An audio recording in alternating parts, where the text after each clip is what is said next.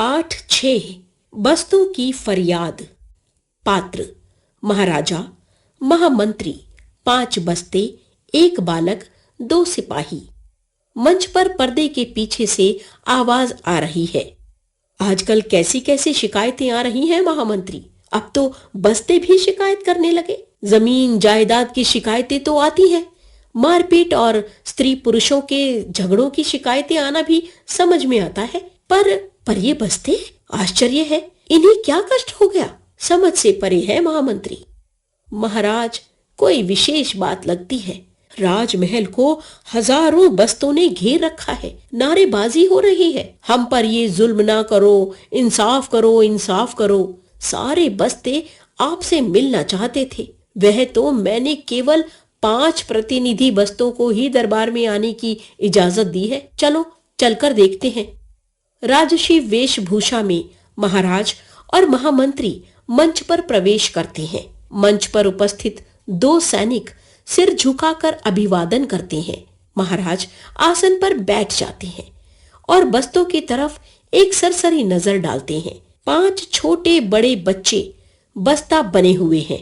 छाती पर छोटे से बैनर बंधे हैं जिन पर लिखा है 1st standard, 4th standard, 7th standard, 10th standard और 12th स्टैंडर्ड। 5 बच्चों की कमर बेल्टों में किताबें कॉपियां बंधी हैं। महाराज, इतने छोटे बस्ते, इन्हें क्या कष्ट हो सकता है महामंत्री? एक एक कर इनको हमारे समक्ष पेश किया जाए। महामंत्री एक बस्ते की तरफ इशारा करता है। एक छोटा बस्ता। महाराज की जय हो, दुहाई हो महाराज, हम निरीहों की पुकार सुनी जाए, हम बहुत ही दुखी हैं महाराज। महाराज, यह कौन सा बस्ता है? यह कैसा जोकर बना हुआ है? इसकी कमर किताबों से ढकी है, यह क्या तमाशा है? महामंत्री, यह 1st स्टैंडर्ड का बस्ता है। महाराज, यह 1st स्टैंडर्ड क्या होता है महामंत्री? महामंत्री, 1st स्टैंडर्ड का मतलब प्रथम कक्षा है महाराज, पहली क्लास। यह पहली क्लास का बस्ता है। महाराज, हाँ, हम जानते हैं महामंत्री, शिक्षा ग्रहण के पायदान की प्रथम सीढ़ी होती है पहली कक्षा। हम भी जब पहली बार शाला गए थे तो हमारे पिताश्री ने प्रथम कक्षा में ही हमारा नाम लिखवाया था। बड़ा रोमांच होता है इस दिन, आखिर बच्चा पहली बार शाला का मुख देखता है। महामंत्री, क्षमा करें महाराज, अब वैसा समय नहीं रहा। पहली जमात तक आते आते तो 3 जमातें उत्तीर्ण कर ली जाती हैं। महाराज, कैसी बेतुकी बातें करते हो महामंत्री। पहली कक्षा में आते आते बच्चे 3 कक्षाएं पार कर आते हैं। क्या पैदा होते ही बच्चे के कंधे पर बस्ता टांग दिया जाता है? मंत्री हकलाते हुए, हाँ महाराज, नहीं महाराज। महाराज, यह क्या हाँ महाराज, नहीं महाराज लगा रखी है? ठीक से बताओ, क्या पैदा होते ही बच्चों को शाला भेज दिया जाता है? महामंत्री, 2 वर्ष के बच्चों को बचपन में प्ले स्कूल में भर्ती कर देते हैं महाराज। महाराज, यह कौन सा प्ले स्कूल है? कोई खेल का मैदान है क्या? हमारे जमाने में तो खेल के मैदान में घुड़सवारी, तलवारबाजी, कुश्ती, कबड्डी, खो खो, फुटबॉल वगैरह जैसे खेल खेले जाते थे। कहाँ पर है ये बचपन का मैदान? महामंत्री, महाराज, यह वैसा वाला खेल का मैदान नहीं है। यह तो बच्चों को शाला जाने में दिलचस्पी बढ़े और उनकी रुचि जागे, इसके लिए इस तरह की पाठशाला है जहाँ खेल खेल में पढ़ाया जाता है महाराज। यहाँ पढ़ाई के साथ खेल खिलौनों की सुविधा भी होती है। महाराज, परंतु यह कार्य तो घर में भी हो सकता है। माता पिता, दादा दादी के संरक्षण में बच्चे सीखेंगे तो उन्हें स्नेह दुलार के साथ साथ कुछ अधिक ही ग्रहण करने को मिलेगा। महामंत्री, आपका कथन 100% सत्य है महाराज, किंतु आजकल दादा दादी बच्चों के साथ रह ही कहाँ पाते हैं, और माता पिता को तो इतना वक्त नहीं है कि बच्चों के साथ खेल सके, उन्हें पढ़ा सके। महाराज, ऐसा क्या हो गया कि दादा दादी बच्चों के साथ नहीं रह पाते? माता पिता के पास समय नहीं है? महामंत्री, आजकल अधिक से अधिक धन कमाने की चाहत में आदमी मदहोश हुआ जा रहा है। अपना गांव कस्बा छोड़कर बड़े शहरों की ओर पलायन कर रहा है। माता पिता दोनों किसी सरकारी गैर सरकारी संस्थाओं में कार्यरत हैं। बच्चों के दादा दादी अपने गांव कस्बे के ही होकर रह गए हैं। बहुत कम खुशनसीब बच्चों को उनका लाड़ प्यार प्राप्त हो पा रहा है। फिर ग्लोबलाइजेशन ने तो आदमी को जैसे पैसे उगलने वाली मशीन ही बना दिया है। महाराज, क्या कहा? ग्लोबलाइजेशन? यह ग्लोबलाइजेशन क्या बला है महामंत्री? कहां से आया है? किस देश का है? महामंत्री, ग्लोबलाइजेशन का मतलब वैश्वीकरण है महाराज। जब से हमारे देश में इसका पदार्पण हुआ है, देश का नक्शा ही बदल गया है महाराज। महाराज, थोड़ी ऊंची आवाज में, महामंत्री, हमारे देश में वैश्वीकरण आ गया और हमें खबर भी नहीं? हमारे सैनिक क्या कर रहे थे? क्या हमारे सेनापति इससे अनभिज्ञ हैं? ऐसी लापरवाही हम कभी बर्दाश्त नहीं करेंगे। महामंत्री, महाराज क्षमा करें, यह वैश्वीकरण हमारा कोई दुश्मन नहीं है महाराज। यह तो समाज की आर्थिक सुदृढ़ता के लिए अर्थशास्त्रियों और दुनिया के देशों द्वारा बनाई गई व्यवस्था है, जिसमें सारे देश एक दूसरे से आर्थिक तौर पर जुड़कर एक दूसरे से मुक्त व्यापार कर सकते हैं। महाराज, यह कैसी व्यवस्था है जिसमें 2 साल के बच्चे को माता की गोद से छीनकर शालाओं में फेंक दिया जाता है?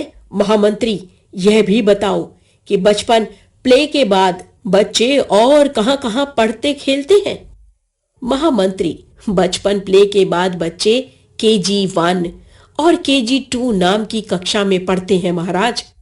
महाराज, बचपन प्ले, KG1, KG2, ये क्या सुन रहा हूं मैं? प्रथम कक्षा में प्रवेश के पूर्व ये नन्हे बालक बालिकाएं 3 कक्षाएं उत्तीर्ण कर चुके होते हैं। घोर अनर्थ है यह। बच्चों के दिन माँ की गोदी में खेलने की जगह शाला प्रांगण में बीत रहे हैं, वह भी इस कारण कि माता पिता के पास इनके लिए समय नहीं।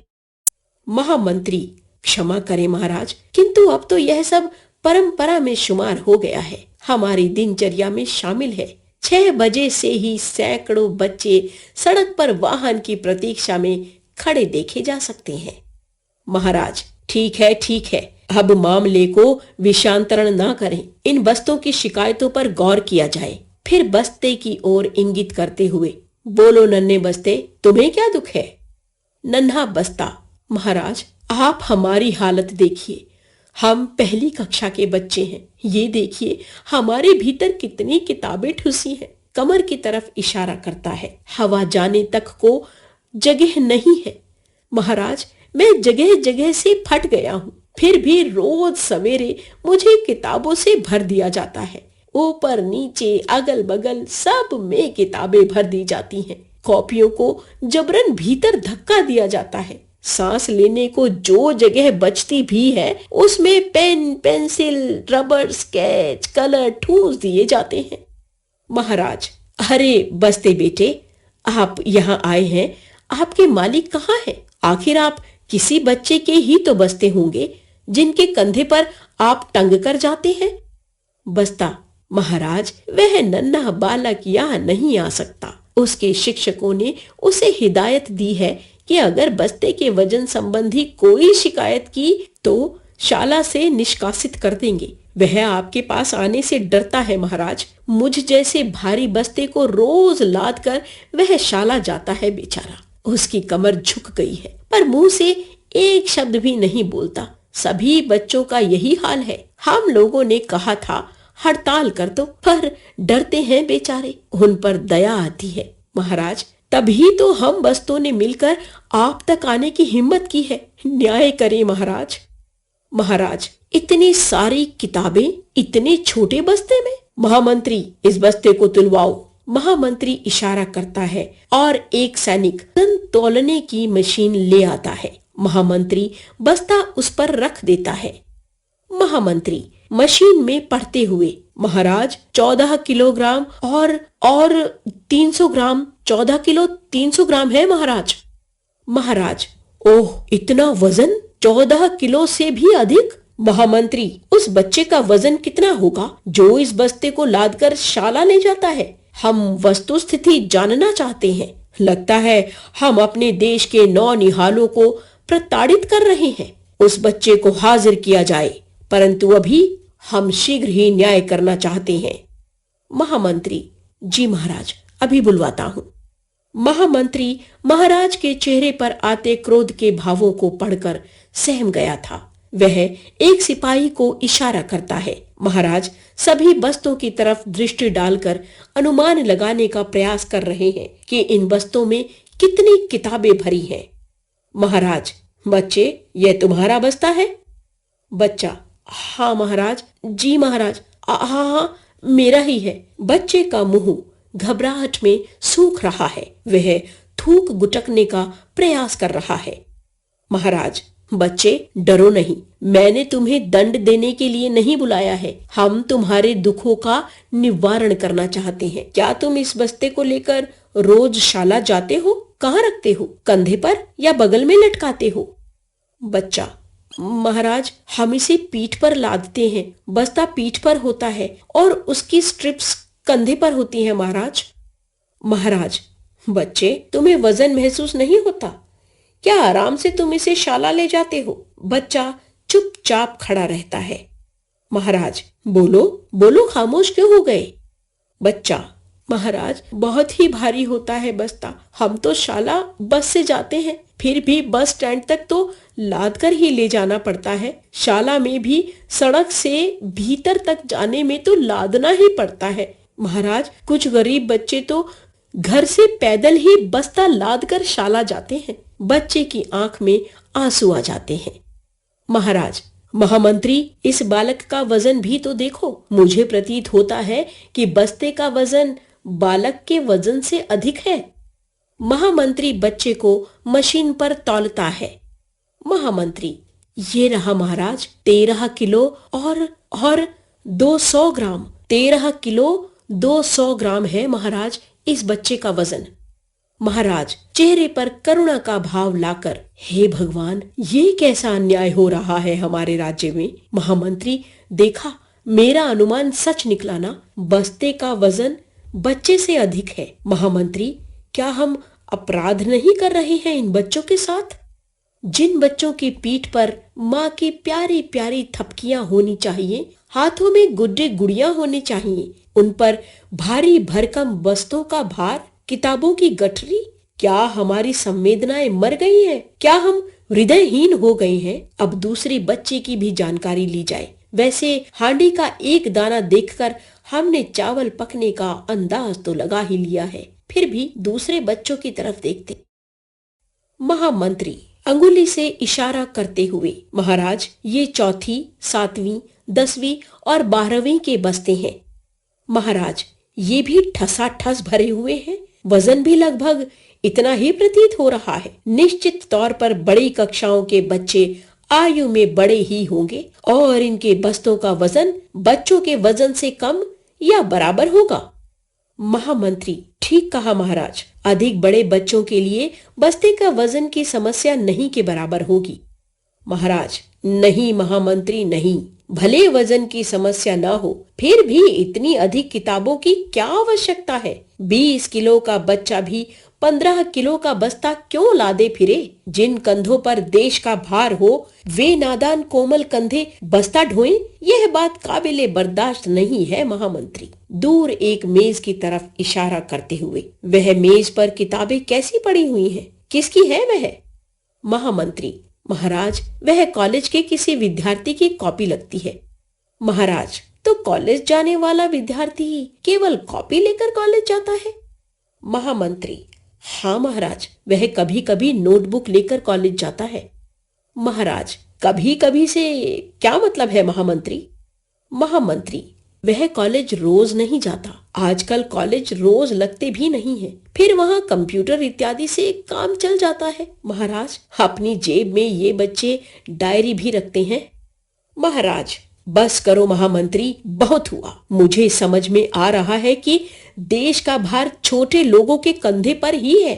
जैसे जैसे बड़े होते जाते हैं, जवाबदारी से मुक्त होते जाते हैं। सारा देश छोटे लोगों पर निर्भर है। किसान मेहनत करता है, तिजोरी व्यापारियों की भरती है, परिश्रम मजदूर करता है, हवेली सेठ की खड़ी होती है। बड़े लोग कानून बनाते हैं, पालन सिर्फ छोटे करते हैं। कारीगर कपड़ा बुनता है, साहब लोग ठाठ से पहनते हैं और वह कारीगर फटे हाल है। यही है ना देश की व्यवस्था। महामंत्री, बात तो आपकी 16 आने सच है महाराज। बाहर बस्तों का शोरगुल सुनाई दे रहा है, नारेबाजी हो रही है, शोर दरवाजे तक आ जाता है। बस्तों पर कुछ रहम करो, ठूस ठूस कर नहीं भरो। महाराज मंच पर खड़े हो जाते हैं। मेरे प्यारे बस्तों, आज हमने आपकी फरियाद सुनी। यथार्थ में आप बहुत कष्ट में हैं। छोटे बच्चों के बस्ते बहुत भारी हैं, यह हमने अनुभव किया है। हम यह बस्ता लाद परिपाटी शीघ्र बंद करेंगे। परिवर्तन आवश्यक है। हमारे पूर्वज भी बस्ता लेकर नहीं आते थे। गुरुकुल में ही सारी व्यवस्था होती थी। वेद, पुराण, स्मृतियां आदि आयुर्वेद के बड़े ग्रंथों के लिए कभी भी भारी भरकम किताबों कॉपियों की जरूरत नहीं पड़ी। पुरानी आध्यात्मिक पद्धति अब आधुनिक हो चुकी है। कंप्यूटर का युग है तो बस्तों का क्या काम। हम बस्तों का चलन बंद कर देंगे। शाला की कक्षाओं में हर टेबल पर कंप्यूटर होंगे, हर घर में कंप्यूटर होंगे। किताबें बंद, कॉपियां बंद। न रहेगा बांस, न बजेगी बांसुरी। जब किताबें कॉपियां ही नहीं होंगी तो बस्तों का क्या काम। पर्दा धीरे धीरे गिरता जाता है। मंच के पार्श्व में आवाज आ रही है, महाराज की जय, महाराज अमर रहें। पाठ